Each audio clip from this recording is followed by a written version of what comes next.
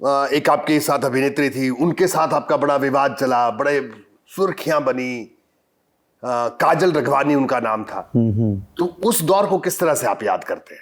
Sir एक बात बताएं, मैं जीवन में जब प्रॉब्लम में आता हूं तो खुश होता हूं। ऐसा? यस। खुश इसलिए होता हूं ना कि मुझे लगता है कि फिर से मेरे किसी अंग को मजबूत करने ही आ गया है। जब इंसान के पास 20 बीमारियां हो जाती है ना, तो अपने जीवन में बिना पढ़े डॉक्टर बन जाता है। वो इतनी दवाइयों का नाम जान जाता है कि उसको पता चल जाता है कि इस रोग का ये दवा है। तो मैं कभी अपने प्रॉब्लम से भागा नहीं, मैं हंसता हूं। अब पहले परेशान हो जाता था, 2 साल पहले मैं बहुत परेशान होता था। मैं बैठ के मंदिरों में रोता था कि क्या किया मैंने, कुछ तो किया नहीं यार, गलत कैसे हुआ, क्यों मेरे साथ हो रहा है, क्यों। मुझे लगता था कि मेरे साथ ही हो रहा है। जब लेकिन दुनिया में निकलने के बाद मुझे लगा कि नहीं यार, कुछ ना कुछ तो हर आदमी का एक प्रॉब्लम है यार। मेरी प्रॉब्लम इतनी बड़ी कैसे हो गई? क्योंकि मैंने उसको बड़ा बना दिया। अच्छा। मैं अपने सोच से बड़ा बना दिया, मैं उसके बारे में सोच के बड़ा बना दिया। तो फिर मैं आज जीने लगा।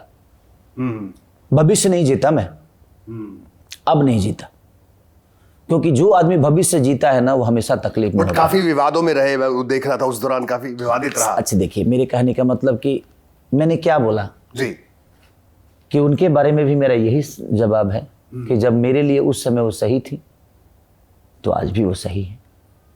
अब उनके लिए मैं कितना सही और कितना गलत, कुछ सवाल के जवाब नहीं होते हैं, और मैं उनके शब्दों को सवाल बनाना नहीं चाहता। ठीक बात है, ठीक बात। लेकिन खेसारी भाई के कभी बात भी नहीं हुई काजल रघवानी से उसके बाद जब विवाद हुआ?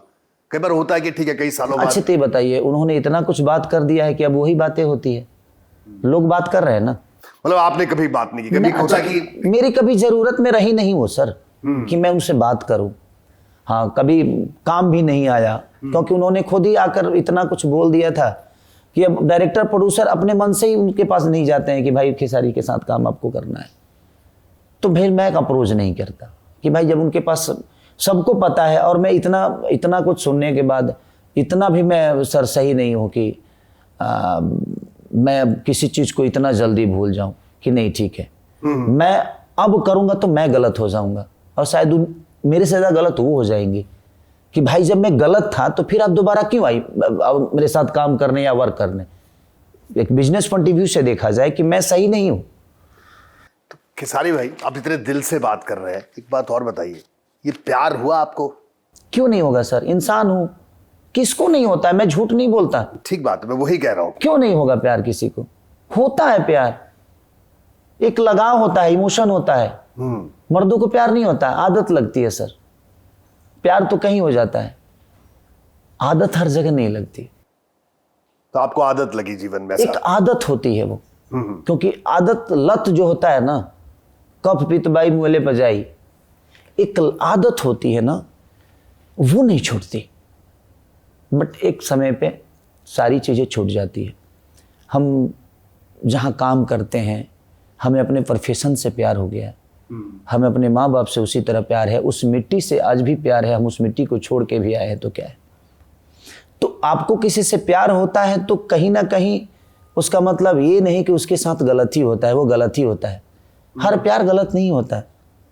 कुछ प्यार तो ऐसे होते हैं तो अपने आप को कुर्बान कर देते हैं, अपनी ज़िंदगी। एक माँ अपने बेटे के लिए अपनी खूबसूरती छोड़ देती है, वो भी तो प्यार ही है।